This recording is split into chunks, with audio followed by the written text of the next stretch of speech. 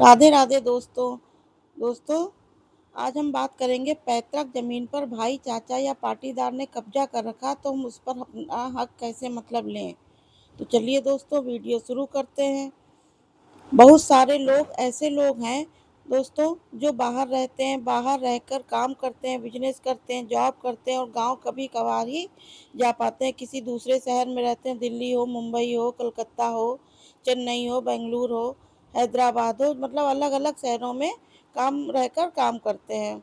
उत्तर प्रदेश में रहने वाले हैं, झारखंड, उत्तराखंड, सभी जगह के लोग ज़्यादातर होते हैं। मध्य प्रदेश के लोग भी अक्सर ज़्यादातर बाहर रहकर ही काम करते हैं। सभी जगह पे आप देखेंगे कि ग्रामीण क्षेत्र में ज़मीन का विवाद बहुत अधिक है।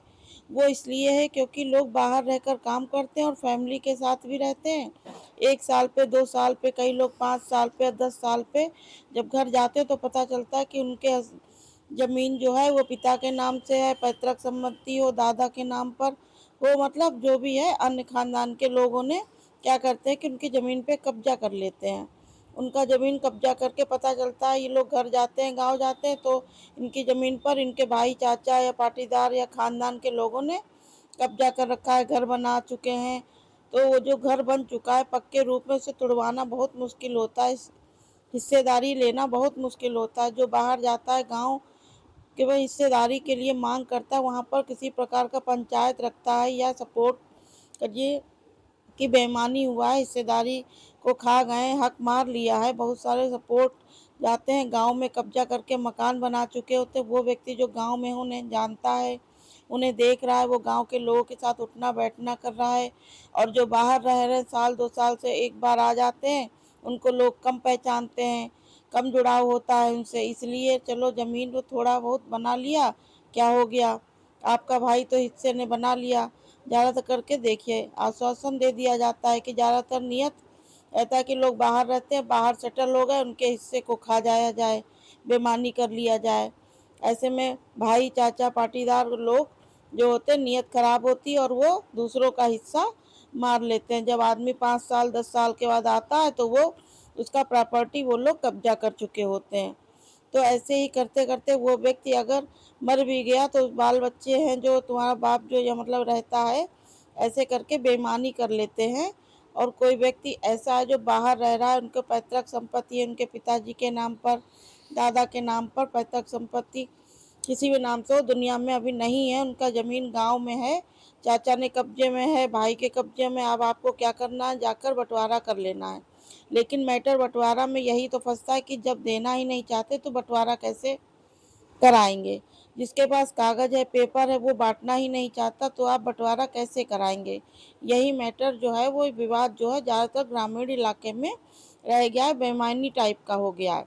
अपने भाई, अपने खानदान के लोगों की प्रॉपर्टी बेईमानी करके सबसे आगे रहते हैं। और कोशिश यह है कि कमज़ोर और बेचारा बाहर रहकर काम कर रहा है, शरीफ आदमी है, लड़ाई झगड़ा में नहीं पड़ने वाला, तो उसका हक मान लिया जाता है। कुछ ना कुछ उसका हक उड़ा ही लिया जाता है कि ज़मीन पे कब्जा ही कर लिया। ऐसा चलता है गांव में। ये सभी मामले अधिकतर ऐसे होते हैं कि तो दोस्तों, प्रैक्टिकली आंखों देखी चीज़ बता रही हूँ। जिसका चाचा नहीं दे रहा है, देखिए सबसे बड़ी बात कि आप जाएंगे शहर का बिजनेस छोड़ के, काम करके, वहाँ पर आप 2-3 महीने, 6 महीने के लिए लड़ाई तो नहीं कर सकते हैं। कोशिश करें मिल बैठ के प्यार से अपने जीवित रहते हुए, अपने भाई चाचा के कब्जे में ज़मीन है, पैतृक संपत्ति, वहाँ रहना नहीं चाहते तो फिर उसके कब्जे में, वो लोग कहते हैं बंटवारा करके दे देंगे, इसलिए समझिए कि वो नहीं देगा।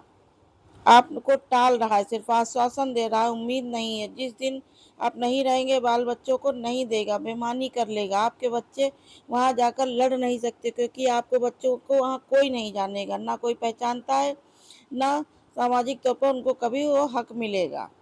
अब आपकी उम्र 30 से 35 वर्ष है, 40 वर्ष है, इंतज़ार मत कीजिएगा। चाचा से लूँगा, ये हिस्सा करूँगा, मौका निकाल के जाकर अपना हिस्सा क्लियर करवा के, अलग करवा के अपने नाम से करा लें, बंटवारा करा लें लिखित रूप में, तहसील में जाके अपने नाम से करा लें। सामाजिक यह है कि लिखित रूप में आप कराएंगे तो तहसील में करा सकते हैं। सामाजिक रूप से साथ आप पेपर स्टैम्प वगैरह करवा सकते हैं, 5-10 लोगों की गवाही लेकर उसी पेपर के आधार पर तहसील में अपने नाम पर उन चीज़ों को करा सकते हैं। सभी की सहमति होगी, लेकिन सहमति अगर नहीं बनती है, अगर देना नहीं चाहते हैं, तो परिस्थिति में एक ही उपाय है कि पार्टीशन सूट का केस दायर करना पड़ेगा आपको। पार्टीशन सूट जो पैतृक संपत्ति के लिए किया जाता है, मतलब जो आपके पिताजी के नाम की ज़मीन है, दादा के ज़मीन, माताजी के नाम ज़मीन है, उत्तराधिकारी जो है जिसमें आपकी हिस्सेदारी है, वो लोग नहीं है इस दुनिया में, तो पार्टी सूट आपको कोर्ट में करना पड़ेगा। और कोर्टों की जो उनमें हिस्सेदार हैं हिस्सा नहीं दे रहे हैं, इसलिए आपको ओरिजिनल पेपर की भी ज़रूरत पड़ेगी। पता नहीं ज़मीन के पेपर नहीं है, हड़प लिया है, ओरिजिनल पेपर की ज़रूरत नहीं है। आपको जो ज़मीन है आपको मालूम है, उसका कागज़ नहीं है, ऑनलाइन आप निकाल सकते हैं।